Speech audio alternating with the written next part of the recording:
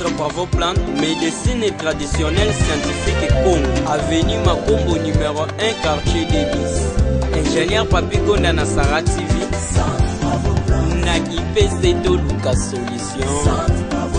Na Lukala to Luka Solution. Congo Center to Luka Solution. Sala ya Centre Bravo Plante, côté ya bato ndinini tokoki misabo kono na nzela ya banzete. Tokoyoka ye na ba radio, tokoyoka ye na ba télévision ya Congo Central. Dete Valérie Michel na Lofudo Luka Solution. Ulungongo to Luka Solution. Nani yango tokoyoka na ba radio to tokolanda na ba télévision. Naturopathe Dr Jonas Tsumbu mwana Congo Solution. Solution ata na koso yokobika kobanga te koluka koyeba banzete. Merci beaucoup ba tata ba maman bo sepeli lisusu bo moni ndenge makambo ke pesi penza bien financé. Donc moni équipe technique mobimba oyo osunga biso banala ebande l'émission katikati pe na suka. De la caméra tozwi soumis à ndeko na biso Mitera Menga pe régie pe réalisation ya Dopema. Puis Aza assisté à la tragédie Bazali sous la coordination de l'ingénieur Papi Gonda. Donc, voilà, bon, c'est pas les sous. Je crois qu'on va être à maman, tous autres qui diront l'ingé maman qui dans donc tout moment, tu repartes, tu sala penza musala nae, l'ingé il faut et qu'il ne s'adire. Tant que ce morning à la TV, moto bolingo sur la nae. Et géniteur du Centre Bravo Plante, naturopathe, Dr Jonas Tsumbu, moi, Yene, beaucoup solanae, du début jusqu'à la fin. Donc, ils ont parmi les prérogatives, il y a la naturopathe. Naturopathie est la science, où ils ont à côté de la médecine, donc parmi les médecines, où ils ont la médecine à 50% et banzete à 50%. Pour dire qu'on a médecine, qu'on compte dans la banzete. Les médecins doivent infirmer, qu'on la médecine, puis qu'on applique dans les médicaments. Donc, voilà un peu où ça a besoin de la gabomo, pour la souma, puis pour ça, la population. Et c'est que vous avez déjà, vous avez déjà bien, vous avez yen et enzola, kasi toza na système. Il y a vérité, pour les sans tricage. On va le couta, toujours ya bana. Alors, il y a une autre émission na YouTube. Il y a une autre na tout le monde. Bon, il s'amouquait. Bon, tenir la liberté. Ah, bon, on spécialiste des médias, mais comment il parle tout à plein. Toujours parce que c'est tout salé. Au moins, réseau c'est cataclysme.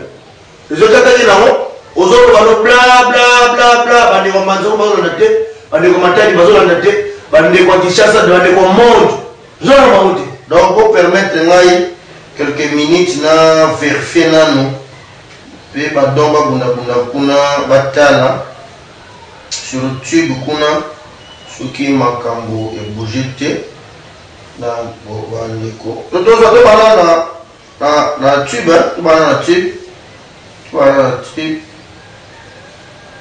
Voilà le type. Voilà YouTube. Est-ce qu'il y a des sons là-bas? Il y a des sons. YouTube. Centre Bravo Plante, médecine traditionnelle scientifique Congo. Je vois YouTube à Zambie. Ils ont des suspects. Na Facebook live tout ça sous na live. Centre Bravo Plante. Allez, baisse local, baisse Congo Central.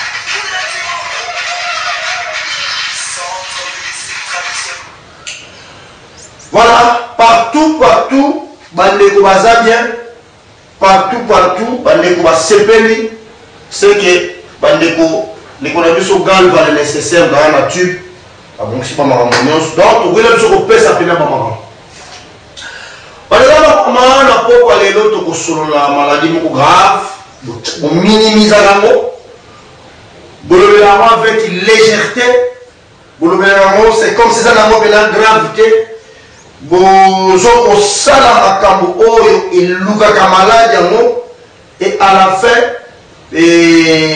boyebelaka yango mpena danger nango te yango nalingi na rappele bino nalingi napesa bino makambo avec tonis pour que vous comprendre que ils ont la légèreté, ils ont la légèreté, c'est comme si ils ont une gravité, ils ont parmi maladies mais des dégâts graves. Il y a un état de naturopathe, il faut la pesa pour la tout y a pas tout il faut m'appeler pour éviter ma maman n'est comme pas grave. Ok. Les autres sont là, maladie babéli, sinusite. Sinusite. Sinusite. Maladie de recevoir les lots, sinusite. Sinusite, c'est une maladie ni matata maman. Ils ont une maladie d'inflammation. Il y a une muqueuse qui couvre l'intérieur des sinus. Muqueuse, qui a moko. Substance moko eza na kati ya sinus soki epandi kobela nde yo wana obeli maladi babengi sinusite. Ntango nalobi sinus asoka nzoto ningana ezali pièce ezali organe oyo ezoko eza lana awa donc botala ndenge nazoloba na ndenge kochaba image ça bon les amis ce sont des cavités qui assurent donc ça dit français tina luka alwa linga mon kuna beta wana on a luka donc c'est à dire les pièces moko sinus za awa awa na mbunzu itima mkeboye oyo eza ko couvrir eza na liboso ya munzu awa oyo ezo kopesa communication na système cerveau pour que na bongo c'est-à-dire oyo ezo communiquer eza na bafossé nasal mpe na mbunzu awa pièce wana eza awa oyo ezo koassire mpe kopesa communication na cerveau bozwi yango na ndenge wana bebeninga rigere mpe bato mayele pour les personnes qui ont posé les diplômes, vous avez un médecin pour peser en soi les gars. Pour la fois, on a communiqué, tout ça sur les cavités, tout ça. Et maman, c'est ma mère, ma beau-frère, ma petite soeur, ma chérie, ma maman, elle a une cavité. C'est une cavité qui est frontale et nasale. Mais non, on ne pas simplifier ma camarade ou casse. Ma terme, il faut comprendre. Regardez-moi.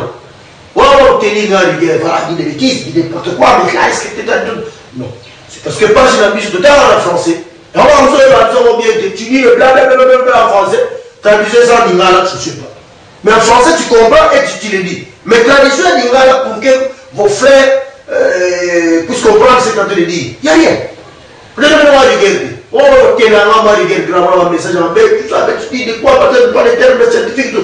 Non, je suis naturopathe. Nous sommes là pour donner l'information, la langue est signée pour passer là. C'est bon.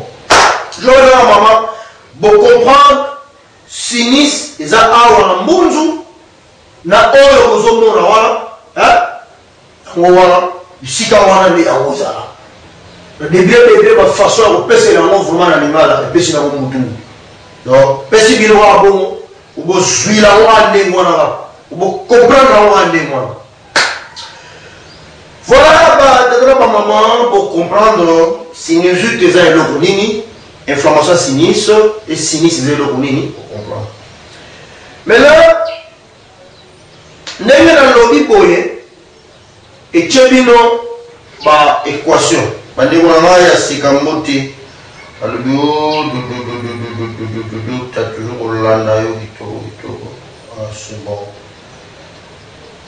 Ah, c'est bon, on a un fichier, on a Dumbi. Donc, numéro, il faut bien ou bien comment, bah, on va dans le monde, numéro dans la moto, bah, on va dans le boma, numéro est là où donc il m'a dit, ah. Mais tout a bien chauffé. Oh, il a dit, ça va bon, le monde, oh. Ni yango ekokoza ka maladie ba bengi sinusite. Ni ne ko pouvoir maladie o. Pour question wana, yango sko eko chauffer na bitu na bino. Oh, mais oh, zana mundu, oh, c'est pourquoi. Et l'autre ko provoquer maladie wana, première chose, ezali tabac. Diama, de tabac actif ou passif. Par voie nasale, par voie et tout ça. Tabac. Dia. Poutoulou. Première cause. Même la milinga ya pamba kaka oyo zo filmé par Moutoza pembeni. Azumi linga wana ko provoquer les sinusite. Payons to memana ba charge mingi na mutu. Surtout ici, c'est que je vis dans le Zoya, dans la Mamboka, dans la Mamboka, Awa, et le Mamboka, dans la Moutou, Awa. Donc, là, on connaît. Ah, pièce où on va dire, on va gagner un Moutou. Allez, et qui dit ce qu'on dit, il tourne à mon nom. Voilà, on est. Bili. Yo, on va faire Bili, Wana, Namikoro, comme il a un terme, il a un terme, parmi. Babylone, comme il m'a, sinusite. Sorti tôt, on a vu un micro, il y a un sinusite, il y a un maman comme trop. Sorti, on a un big. Ouais, attention. Philippe, tôt, on a un charge mini dans mon tout. Et quoi, comme il y a une maladie, sinusite. Tata oyo, négalement, on a charge oyo, tata oyo. Akoluka maladie, sinusite. Comment c'est mon sous-soupé, égoïque aux ala, champignon. Ou un fongite, ou bien une bactérie, ou bien une infection virale. C'est-à-dire une bactérie, une infection, un champignon fongite et coquille peut comme mélayo sinusite. Quand je me suis soupé, il y a une maladie qui s'exposer à un produit chimique, à essence, à produit à jardin. Ah bah spermétrine, lidomil, on a produit à jardin, et ensemble on va produire des toxiques. Et vous voyez comme les maladies, bah bengi sinusite. Est-ce que vous comprenez? Donc il y a la mission bien. C'est bon. Voilà, bah maman, cause il y a maladie, bah bengi sinusite. Cause. Donc, bon, c'est la prudence. La virus est allé, la bactérie est allée, la champignon est allé, mais il y a un moment où il y a un tabac, il y a un bouton, ou même un charge, il y a un bouton, peut s'exposer dans bas produits chimiques. Voilà, batata maman, toujours qu'il y a un bino qui toko, les sous. Les lois na sur la bino, trois sortes, il y a sinusite. Ils ont trois sortes de bébés. Na poni na il y a trois sortes.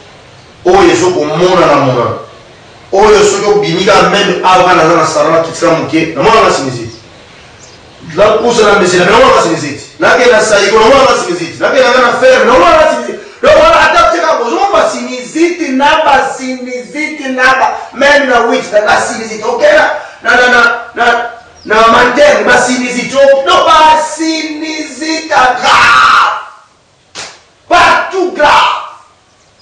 Oh, il y a ce qu'on a pèse sa même explication. Première sinusite, va bien sinusite aiguë. On fait consultation médicale, on écrit la base du sinusite aiguë.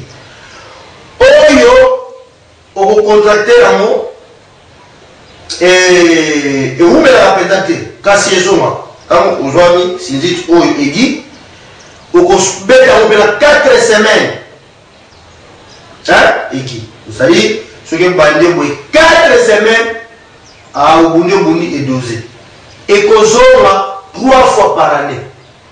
Cela l'a dit. Chaque année, 3 fois, chaque année. 3 fois par année.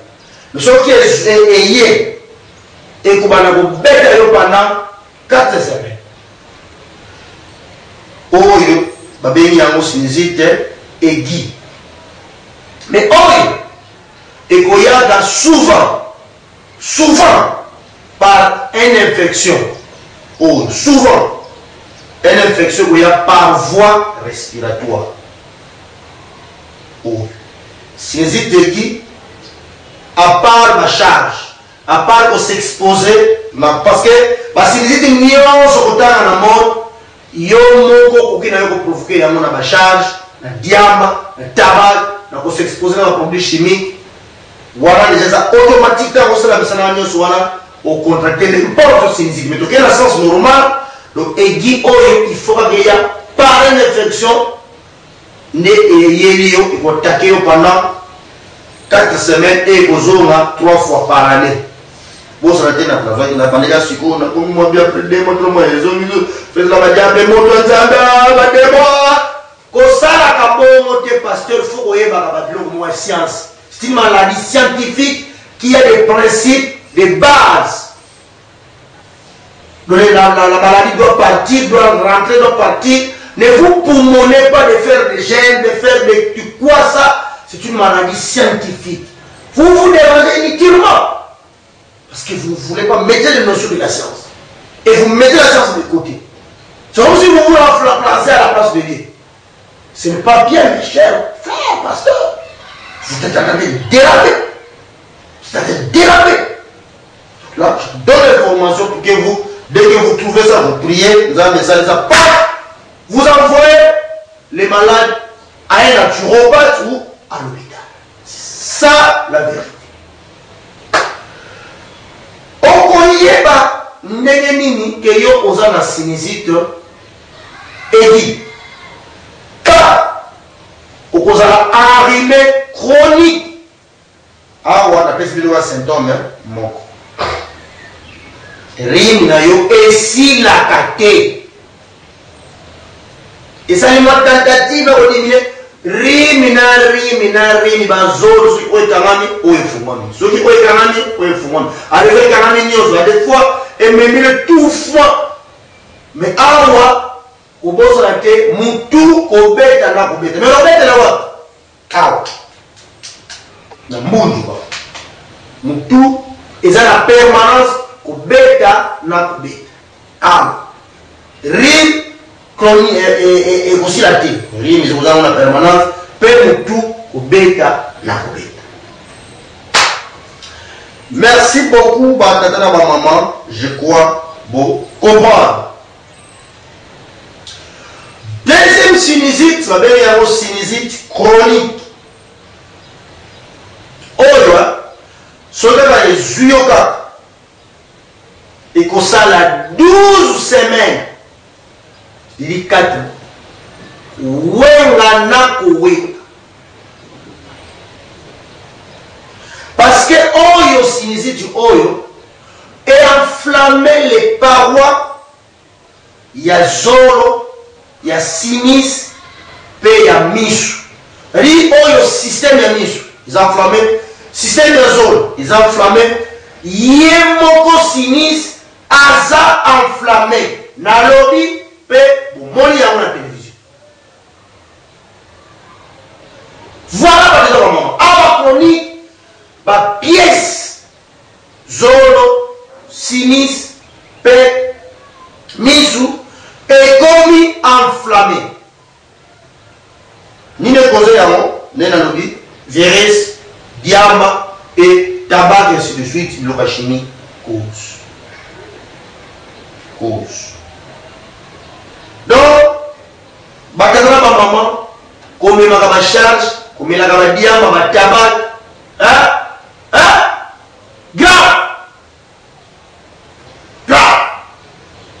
mokomona okoyeba ndenge nini ke yo oza na sinusite chronique. Oyeba ndenge nini mutu na yo ezokobeta, douleur na awa na mbunzu, baangine permanent, barine permanent, bakosukosu permanent, badouleur na misu mpe na système nyonso ya misu, okoyoka lisusu solo te mpe ozoka poids na mutu. Wana oza deja na sinusite chronique.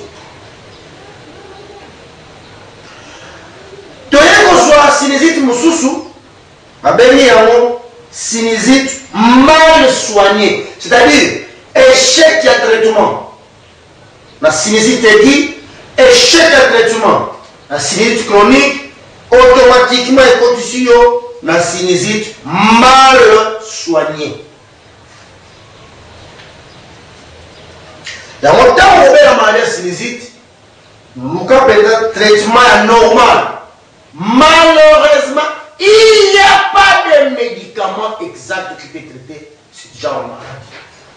Il n'y en a pas. Mon élève, on peut se la confiance. On peut se la confiance. Nanu asali kisi, oyo, et qu'on salisse sinusite complètement. Pour développer, on est besoin que vous ayez banqué et sa maladie grave. Parce que vous prenez ça avec légèreté. Légèreté. Bon, ainsi, c'est bon. Mais on a développé, Chana nous moins pire, nous tout qui toko, bon monde, tout zonga, tout paie sa explication, il y a sinusite mal soigné. Play. Allez, besi Kimpese, besi Lukala, besi Congo Central, tout bout de la Timoko. Centre médecine traditionnelle scientifique Congo, Dr Jonas. Centre Bravo Plante, ayeni susu na kati ya boma, pona binoba na boma, bomi tungisa lisusu pona oitali traitement traditionnel. Centre Bravo Plante à votre service. Osana commune ya Kalamu, ya Nzadi, ya Kabondo, solution na bino et monani. Les naturopathes Dr Jonas Ntumbu na kati ya boma, bino bozali na Fischer, Rond-Point, Tumbi, Sekambote, bana ya Soukso, bana ya Ferme, ya Dinalo, bino bana ya Materne, Messie Labé, Pebino Nyonso ya Nzinga, Centre Bravo Plante, na kati ya boma, bomi tongisa te, poete, les naturopathes, azali na service na bino, tozali ko traiter 33 maladies à base ya 119 plantes médicinales. Dans Centre Bravo Plante, una lobiko ezali kaka na à base ya 119 plantes médicinales, na oitali traitement et prévention.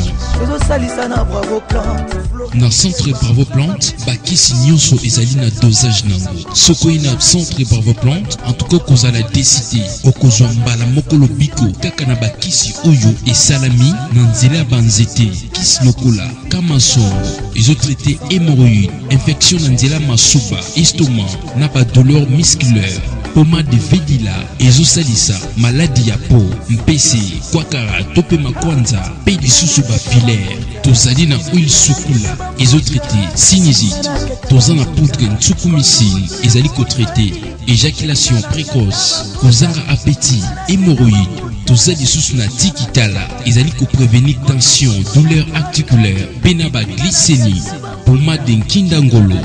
Ils ont traité par douleur articulaire, musculaire, fièvre et brûlure. Poudre ntanini, ils allaient pour la prévention et traitement à cancer, na glycémie. Tous les sous na poudre wandianga, ils allaient pour la prévention et traitement à gastrite. Tous les sous na biocongo, ils ont traité diarrhée, gastro-intestinale, douleur musculaire. Tozali sous na bioconda, ezosalisa, asthme, angine, douleur, rhumatisme, infection respiratoire, poudre ntiwameno, ezosalisa, carie dentaire, et bana ya Fischer, ya Dumbi, Rond-Point, Sekambote, bana ya Soukso, bana ya Ferme, bino bana ya meselabe pe bino nyonso ya nzinga eloko nini ezotungisa bino. Centre par vos plantes aye na kati ya boma mpona kopesa traitement pe prévention na oyo etali santé na bino.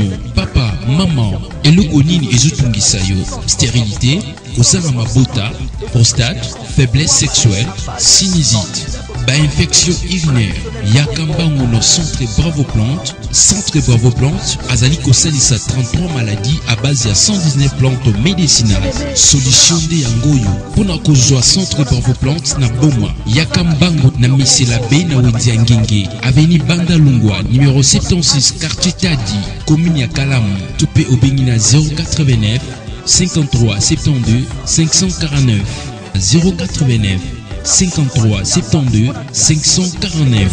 Centre Bravo Plante est ouvert mikolo nyonso du lundi au samedi de 8h à 14h. Ceux qui oye kokutana na docteur kolia eloko te tozosalisa na base ya 119 plantes médicinales oyo ezali analysé pona ko traiter 33 maladies. Bana boma, bana matadi, pona bino solution et monani.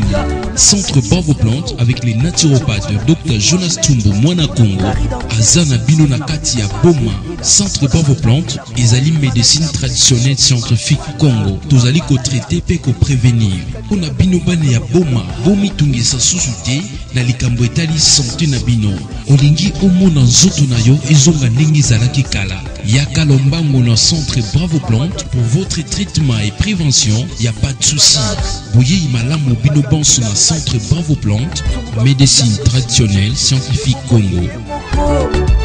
Le naturopathe Dr Jonas Tumbu Mwana Congo Yannier Sido Maria. Allez, c'est Promo Central, tout bout de la Timoko. Hey. Merci beaucoup à maman. Bouchi komona misala ya grave. Oyo salema na cabinet ya naturopathe. Grave. C'est-à-dire, la naturopathe est dans la ville. On met là, Shimbabati. Au kenda à gauche, kenda à droite, bêta milieu, aux hommes Shimbabati. Mon ala naturopathe, dans la solution du Cameroun. Parce que pour la ligne comme un naturopathe, il y a coquille au salé la yokis, to asala kamakis par rapport à les Cameroun. C'est-à-dire, chance ya kokene koluka naturopathe pour. Kosala kisi ayokio, asali ba check, asali kisi par rapport ya problème aux anneaux. Alors, il a importé par kisi. Alors, on a Japon, on a Malaisie, on a Sénégal, on a Mali, on a Burkina Faso. Je sais que mon père a mis tout dans l'explication. Mon père a mis. Donc, ça va maman, qui se sert sur place, qui se sert dans Bravo Plante. Ça là déjà. On va checker la monnaie, il faut renforcer ça. Basali qui c'est par rapport à dossier. T'as la chance à mon délit. Nous devons planifier. Oh, là là, ma qui s'est belle là où t'as ce qui, papa, donc mana, ce qui n'a Japon ce qui voit. Ah moi, banzete à Congo, transformant en liquide, en poudre, en sirop, en pommade, sur place, à Congo, Katakimpes, Katabo, Blackité. Chance ya mwana, nous allons naturopathe. Sans soin, nous allons savoir dosage, nous allons savoir précision. Donc, moment il a dit non, l'Italie de produits où ils ont la centre Bravo Plante, entre autres, oui, Soukoula, ils ont la Katikuna, c'est juste pour la Pesayo Penza, que tu m'as solution. Donc, ça dit, il y a un défaut, aussi il y a un choc, aussi il y a un problème. On met simité, ok, simité. Il y a un passage obligé à Bravo Plante, bah, tiens la likamonayo, bah, l'oukenango, bah, méthodologie, bah, pessayo précision, et pas y a mouton précision, oh, ça la c'est pire. Santé normale. vous avez un million là. Si ça ne doit bouger, oui. Donc, naturopathe dans la vie, comme tout cela, mon aïe, il y a un moment où il y a autre salade. On a dit la monte. Parce que les gens ont vérité, surtout ça, on a monté. C'est de la paix, voilà. Parce que voilà, surtout ça, la monté, tout ça, la monté, on te renvoie à la place qu'il faut. C'est ça est naturopathe. L'homme de vérité, l'homme de précision. Si tu mal soigné, tata na maman, oyo, et ça sinésite, et comme maman, comment? Le temps où sinésite, tu as une solution, au côté de ta pas mal soigné, et le qui n'a pas de sinésite, c'est comme une méningite. Et le mot méningite, c'est comme un cancer du cerveau. Et le mot sinésite, c'est comme un trouble dans la miche. Tu peux même une maladie respiratoire, tu peux même une maladie asthmatique, la symétrie, sinusite et l'asthme. Parce qu'il y a un cancer. Alors, moi, je suis là, je suis là, et maintenant, le cerveau et qui a un système de tube respiratoire. Donc, sinusite mal soigné, tu gardes les osaires au cause de la sinusite, et vaccin, méningite, vaccin, cancer du cerveau, vaccin, trouble de la mise, vaccin, problème respiratoire, tout asthmatique. Vaccin, n'est pas pour nous, batala qui est moutou. On a appelé benda ma sel, benda ma toi, na bandeko, oh, bazala bébé sur la botanie, batala yete pour batala moutou. Cette histoire de regarder la tête, je ne sais pas ce qu'elle maladie n'existait pas. Moi, la soki qui bataille, ceux qui ont bataillé moutou, mais eza sinusite. Ce qui papa ouvert la sinusite, auto ezalaka héréditaire, moi na yo akobela yango. Akobotama nango, les mêmes jours akobotama, akobela yango. Ou bien, ebokiseli ya mabe. Forcément, ou bien, mutu oya tonisa qui est mutu. Il a bougé quelque chose. Et pour pas soleil mutu. Vous comprenez? Cette maladie n'est pas purement diabolique, c'est une maladie normale qui peut être causée à la maternité ou par les voies de l'héréditeur. Il faut des fois cesser de dire des bêtises, à faire des choses qui sont normales, vous les convertissez en bêtises. Ah, tu vas au hôpital, un homme de la science qui le dit. Un homme de la science. Non. Il faut cesser un peu de plaisanteries. Il faut passer, c'est comme ça que je me suis fâché à l'âme. À l'hôpital de ma soeur. C'est quoi? Vous êtes des scientifiques ou comment? On ne voit pas les bébés, c'est l'histoire. Oh non, parce que vous êtes des scientifiques. Pourquoi vous dites des bêtises? Ils ont compris. Ah bon, tout le monde peut rentrer. J'ai en train d'attaquer les bébés dans une zone. Donc, et ça automatique, ceux qui papa physique, moi, non, ou bien, formation, vous tournez ma mère, vous pas, bouchez moi comme un sinus, me boue, bébé peut me poursuivre.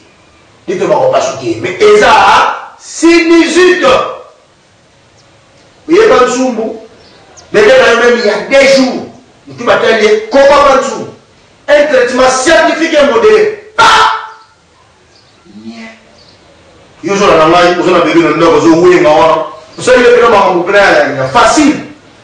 Moi, moi, 10 000. Pété ma dose. Tout fait brrrr. Ils ont mis. Voilà, mais ça fait tout simple, tout ça. Mon atout. Mon atout. On a la vie. Mon atout. Oui, ça va. On dit, papa. Problème. Qu'il en a un de moi. Donc, si les autres, des maladies grave encore, très grave. Même le dégâts grave, et même le même dit bon moment mingi bazape awa bela la sinusite comme il le sinusite mal soigné et ça a des conséquences graves. Conséquences graves. Donc on est dans la sinusite et ça on a avec beaucoup de suivi. Parce que il n'y a pas de mécanisme médicamenteux aussi dans les autres. Mundela qui est même plus loin. Bakosale la opération. Chirurgie. Alors ça veut dire comment on va mourir les gars. Alors ça dit l'échec de médicaments. Il n'y a pas de médicaments. J'ai dit ça, j'ai fait bien. Il n'y a pas de médicament exact qui peut traiter la sinusite. Ce qui est ça va. Ce qui est tu as lancé dans le monde que dans sali qui c'est sinusite, on fait ça sinusite. On a une frère bon, on a une fou dans sali tango, je me porte garant dans ça. Ça y est, on a on a une fou frère bon. Ça et sur le corps ne pas mal. Ah bah c'est vrai, ah je peux échanger. D'abord il pas non. Il doit ça on peut échanger. Parce que venir ici négocier avec moi. Négocier avec mon pays, allez bon tout mettre ensemble, vous êtes venus à vous rappeler la loi gratuité. Mais le côté on mboka allez et pas sous vous le côté non. Vous pouvez savoir. On va complexer. Ouais là bon. Donc sinusite il faut prendre ça au sérieux. C'est une maladie grave. Quand nous regardons comment on a été mal soigné. Quand nous regardons sinusite pas compliqué yo. On croyait pas nini que yo ça la sinusite mal soigné. Douleur et pression dans la zone de sinus. Douleur et vous avez côté mon corps. N'est-ce pas AVC mon robot. Côté mon corps douleur pas. Malaise généralisé. Chaleur dans mon tout. Douleur dans le salaboye. Pour quitter mon tout boye. To au salaboye. Pas moyen. Mise ni comme on a lumière dit. Douleur dans la mâchoire. Et on me même candidateur. Vertige. Et on me même koloba. Dites-moi du bon. Sinusite ka obozomono. Sinusite ka obozomono. Je pense que c'est pas les maman. Pour moula dans le message dans le monde awa. Il y a grave les jours. Merci beaucoup, merci Dodo Manzenza. Il y a vice beaucoup, merci Anzad, commune Anzad. Merci d'avoir scotché l'émission. Merci beaucoup, Nabanekonion, son prédicateur fidèle. Aza scotché l'émission. Matoni ya mbula ya grave. Ya mbula ya grave. Nabanekona mais c'est l'abbé. C'est l'abbé tout staff. Tout, tout petit, tout, masse, tout. Vous avez scotché dans la leçon. Sans oublier l'idée. À jouer à la précision, on a quoi scotché, on a pas de maison là. Pas trop l'idée. Tout l'idée là, monsieur l'abbé. Donc, on donne. Il y a des gens qui ont la maison, on a la maison là. On a la cam, on a allez jouer on a scotché. Donc, il faut tout le monde pour comprendre que vous voulez. Dans la image dans le Congo, surtout pour comprendre la gravité de ma cam ou à béni sinusite. Comment il faut manétiser. Quand il a fait le rapport pour nous, comme il est allez, ne va pas sortir moi moi pibi wana pona bande ko batela susu misala ya grave oyo salemana cabinet ya naturopathe bazo ba information moi ke tamana nini ni nani bazo ko sala bona bona zoma na pesa bino suma ba mnefekene ne bona ndo pem tokena biso. Allez, besi Kimpese, besi Lukala, besi Congo Central, tout bout de la Timoko. Centre médecine traditionnelle scientifique Congo, Dr Jonas. Centre Bravo Plante, ayeni susu na kati ya boma, pona binoba na boma, bomi tungisa lisuste pona oitali traitement traditionnel. Centre Bravo Plante à votre service. Osana commune ya Kalamu, ya Nzadi, ya Kabondo, solution na bino et monani. Les naturopathes Dr Jonas Ntumbu na kati ya boma. Bino bozali na Fischer, Rond-Point, Tumbi, Sekambote, bana ya Soxo, bana ya Ferme, ya Dinalo, bino bana ya Materne, Messie Labé, Pebino nyonso ya Nzinga, Centre Bravo Plante, na kati ya Boma, Bomi Tongisate, Poté, les naturopathes, azali na service na bino, tozali ko traiter 33 maladies à base ya 119 plantes médicinales. Dans centre Bravo Plante, una lobiko ezali kaka na base ya 119 plantes médicinales. Na oyetali traitement et prévention. Dans centre Bravo Plante, bakisi nyonso ezali na dosage nango. Sokoi na centre Bravo Plante, en tout cas kozala décidé. Okozwa mbala mokolo biko kaka na bakisi oyo et salami nanzela banzete. Kis lokola, kamasoro, ils ont traité hémorroïdes, infection nanzela masuba, estomac, na ba douleur musculaire.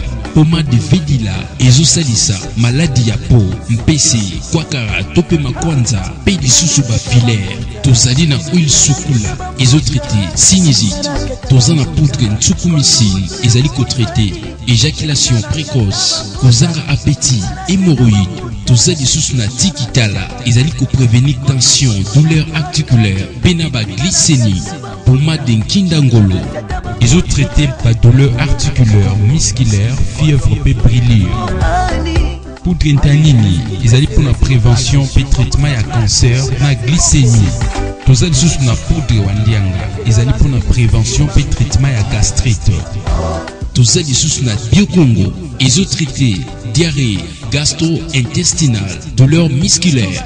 Tous les sous na bioconda, ils ont salissa, asthme, angine, douleur, rhumatisme, infection respiratoire, poudre ntiwamene, ezosalisa, carie dentaire, et banaya fichère, ya dumbi, rond-point, sekambote, banaya soukso, banaya ferme, bino banaya meselabe, pebino nyonso ya nzinga, et lokonini ezotungisa bino. Centre Bravo Plante, aye na kati ya boma, pona kopesa traitement et prévention, na oyetali santé na bino. Papa, maman, et lokonini ezotungisa yo. Stérilité, kozanga mabota, prostate, faiblesse sexuelle, sinusite, infection urinaire, yakambango no centre Bravo Plante. Centre Bravo Plante, azali kosalisa 33 maladies à base ya 119 plantes médicinales. Solution de yangoyo, pona kozwa centre Bravo Plante na boma, yakambango na misela be na wendia ngenge, avenue Banda Lungwa, numéro 76, quartier Tadi, commune ya Kalamu, topé au Benina 089 53 72 549 089 53 72 549. Centre Bravo Plante, Eza ouvert Bikolonionso, du lundi au samedi de 8h à 14h. Ceux qui oye Kokutanana docteur, Kolia et l'autre côté, toujours celle na base ya 119 plantes médicinales, Oyo Ezali analysé pour nous traiter 33 maladies. Banaboma, Banamatadi, Bonabino, solution et monani. Centre Bravo Plante avec les naturopathes Dr Jonas Tumbo Mwana Congo, Azana Bino Nakati à Boma. Centre Bravo Plante, Ezali médecine traditionnelle scientifique Congo. Tozali ko traiter pe ko prévenir. Pona bino bane ya Boma, bomi tungisa susute na likambo etali santé na bino. Olingi omona nzoto na yo ezonga ndenge zalaki kala. Yaka lombango na centre Bravo Plante pour votre traitement et prévention, y a pas de souci. Boye imalamu bino banso na centre Bravo Plante, médecine traditionnelle scientifique Congo.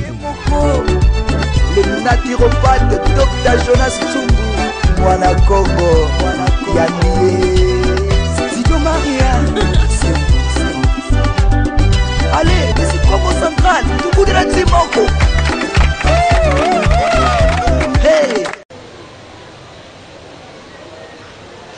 Merci beaucoup Ndekonanga Pemba Tragédie Bazabidi de Mitterrand Menga na musala kitoko réalisation grave au Bozali Bosala. Pesi tonis sepeli pesi c'est bon que na rango ndenge wana c'est la rabo na pesa bino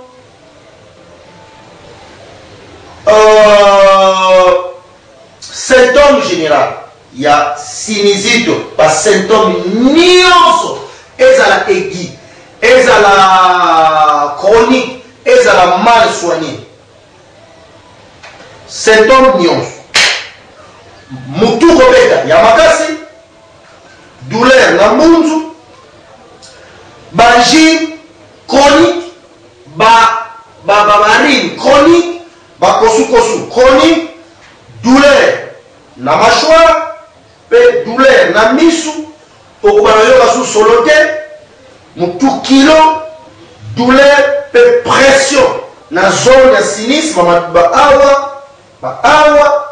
pe ba awa mutu e ba robeza kaka awa pe ba malaise généralisé ba douleur na elongi nyonso ba chaleur na mutu ba douleur soki olingo kitsa mutu to olingo matsa mutu pe ba douleur na minu pe paiement pe palpitation pe ba vertige soki omoni makambo lolenge wana yo nde wana eza ba symptôme général ya sinusite pe rime esilaka te chronique wana nde yo oza na sinusite chronique.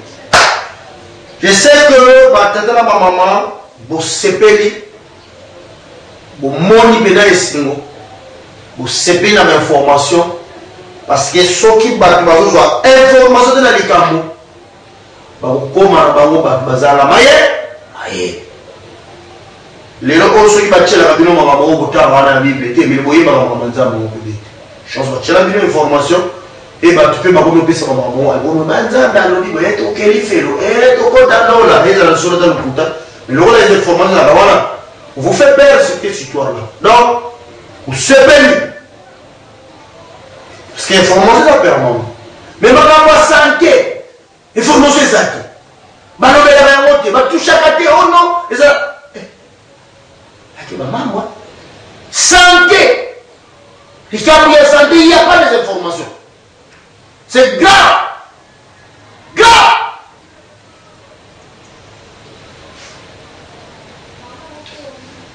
Ngai moko nsumu Dr. Joas Nsumu naturopathe mwana nkongo azana kisi oyo fo silisa siniziki oyo bozomona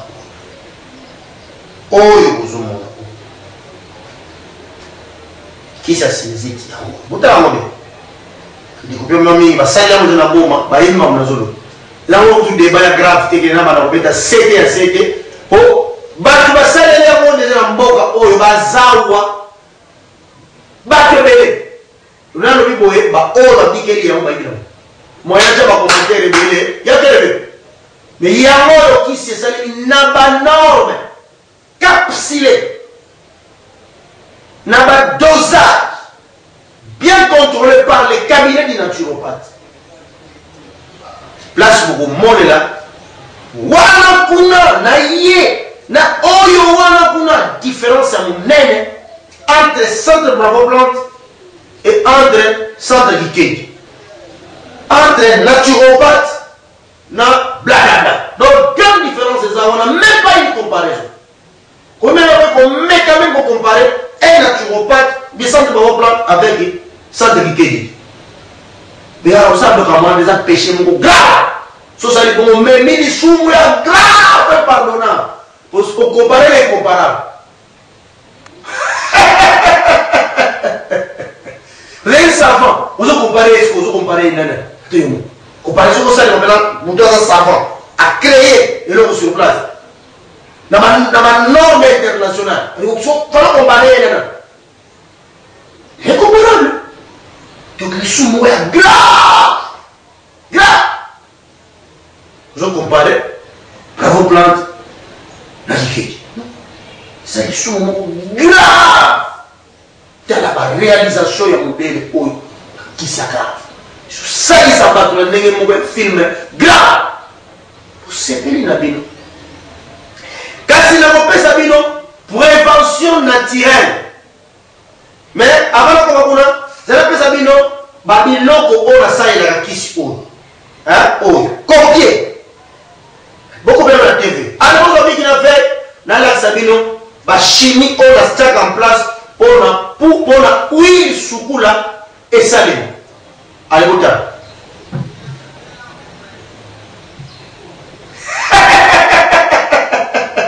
Beaucoup bien. Pour moi, il bien. C'est bon.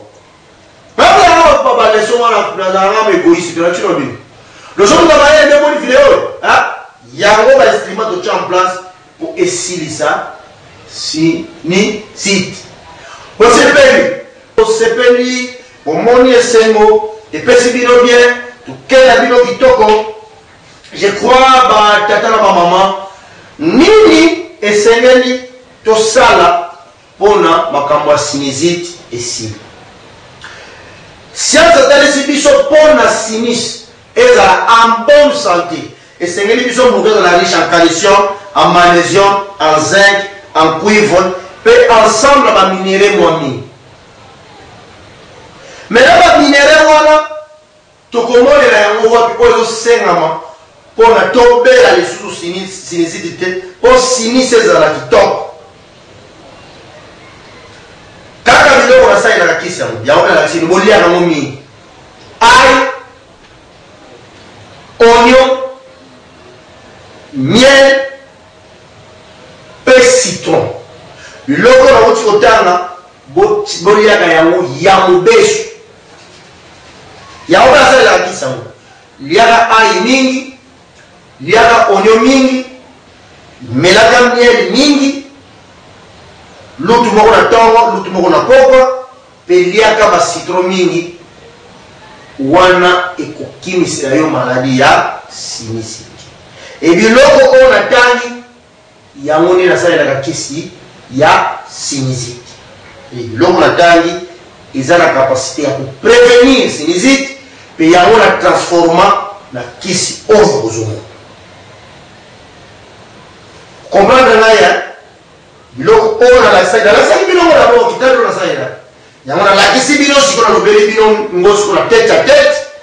Liaka ai ya mobesu nazongeli, liaka oignon ya mobesu mundele komona ngelinga liaka oignon ya mobesu, pe melaka miel kwa normal lutu keza te bino na duku te, lutu na tongo, lutu na po, pe liaka ba citron mwa mingi. Sinusite ekotikala kotumisa yo te na yo nano obeli yango te. Mais na yo ozobela sinusite yaka nano kozwa traitement pa ya msuku silisi alo continue na régime ya ail ya oignon ya miel pe ya citron. Vous comprenez là? Merci beaucoup batata ba maman na kopesa sous attention na émission oyo parce que tantôt to seki, tantôt na gazebino, tantôt na zongi normal, tantôt pesi bino ba makambo donc izala ba mission moko pesa mangaka nemona tokendaka nango tozokoma eloko oyo pour que nazonga tokaba.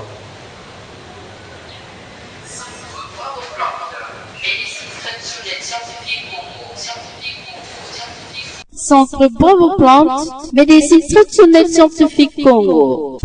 Nzambe ayoki losambo ya bana boma atindeli biso le naturopathe Dr Jonathan Chumbu na centre tradit scientifique Bravo Plante kuna lobiko na biso na plante traditionnelle bien dosé, bien traité, bien protégé. Neti kaka mundele okozwa mbala moko lobiko na bakisi oyo kama nsongo ezo traité hémorroïde, infection na nzela masuba, estomac na douleur musculaire. Pomade vedila ezo salisa malade ya po, mpese, kwakara, tupe makwanza, filaire, huile, sukula ezo traité sinusite. Merci beaucoup batata na ba maman bosepeli ba message ya ndenge na ndenge bokomeli na awa sur Facebook bokomi ba message ebele vraiment mais c'était Ted kwa Nzambi Nzuzi sala situ na ba message ebele awa neluyindula Kilebe Jérôme, Pablo Noki, Adrien Banza, vraiment Jacques Kiveni, Bossa, tellement, Charlie Diambou Kabame, Naomi Koro, donc, message, pasteur Jérôme Amos, Peter Kende, donc pour ça vraiment est belé et la moni penza qui doit accorder vraiment attention. Il y a grave dans l'émission Oyo, donc sommes obligés de vous quitter. L'essentiel était que vous avez été à l'auteur de comprendre ce qu'on est de dire et vous avez maîtrisé quelque chose qui va garantir votre propre vie. Je sais que cette émission est là pour vous donner des précisions et des informations de la suite. Vous avez compris l'essentiel de la sinusite. Vous avez maîtrisé quelque chose. On fait ça pour votre propre intérêt, pour que vous ayez la capacité de s'échapper aux différentes maladies. Si vous êtes scotché dans cette émission, c'est une émission qui donne l'information, qui prévient les maladies et qui donne l'information des traitements à base de plantes par l'organisme naturopathe et par la coordination et la supervision du centre Bravo Plante. Donc, voilà un peu mes amis de Boma et encore cette confiance-là sur Bravo Plante. Redonnez encore cette confiance-là aux naturopathes parce que vous ne serez pas déçus. Vous aurez beaucoup de remèdes, vous aurez beaucoup de conseils, vous aurez beaucoup de prévention qui va vous sécuriser et qui va vous amener à économiser un peu d'argent. Parce que pendant les périodes de convalescence, pendant les périodes de maladies, ça nous fait un peu des dépenses, ça nous neutralise, donc on ne s'en sortit pas, donc on ne comprend rien parce qu'on n'a pas un système de maladies gratuites dans ce pays. Donc tout ce qu'on donne comme conseil, tout ce qu'on vous donne comme prévention, il faut prendre ça avec beaucoup de sérieux pour votre propre intérêt. Nous sommes là à Boma pour traiter et prévenir. Pas seulement pour traiter, mais pour traiter et prévenir. Mastoli mingi na bande kwa mu ya Boma, ya Dumbi, ya Saiko, ya Fisher, Nganda Ntsumbi, Dinaro, ya Ville, ya Ferme, ya Kungu, ya Source, Sekambote, Obéliseka, ya Kilomètre 8, ya Pamphile, ya Cathédrale, Messier Labbé, il y a Grand Point, Bougadantani, Mokintsumbi, pourquoi, Moi, journée qui toko, Sepeli, vraiment, ceux qui veulent l'émission à Bouquet, l'union sur les amateurs n'est pas d'Opemba, mais ma tonne n'est pas à Miteramena, mais ma tonne n'est pas à Garde à YouTube, et c'est mon engagement, ils allaient qui viennent au besoin d'informations, ils ont déposé un problème de tout ça. Moi, je ne suis pas dans le centre Bravo Plante, je suis venu pendant le mois numéro 76 dans le quartier de la commune de Kalamou. Au Bénibiso, à 089 53 72 549. Wana Oyenayo, le Mukologoya, Oliate, Komela Maïte, P. Yaga Kanambongo, Nayo, Mamambongo, Albaron, la TVT, la radio. L'État communal de Pixayamo, Conseil national de l'ordre établi par Pixayamo. Ensemble à l'institution et vacances de Pixayamo. Donc, la Liga Gané est dans le Sénat, peut persister dans le Sumibé, on a tout auto, c'est la montée, n'a rien autour, c'est le Sumibé. Comment on a yéba, il n'y a pas un docteur naturopathe, faire un ganambo, il n'y a pas consultation. On va monter dans le Néwala. Donc, on dit à la salle l'examen en gratuité. Awa, la Congo, la monde, démon vivant, ils allaient gratuité pour s'alimenter, parce que, il a reconnu que ça, ils allaient, il y a besoin. Merci beaucoup na bino nyonso. To mona na mikolo zali ko ya na épisode mususu. Ngai na beto kabani. Bye.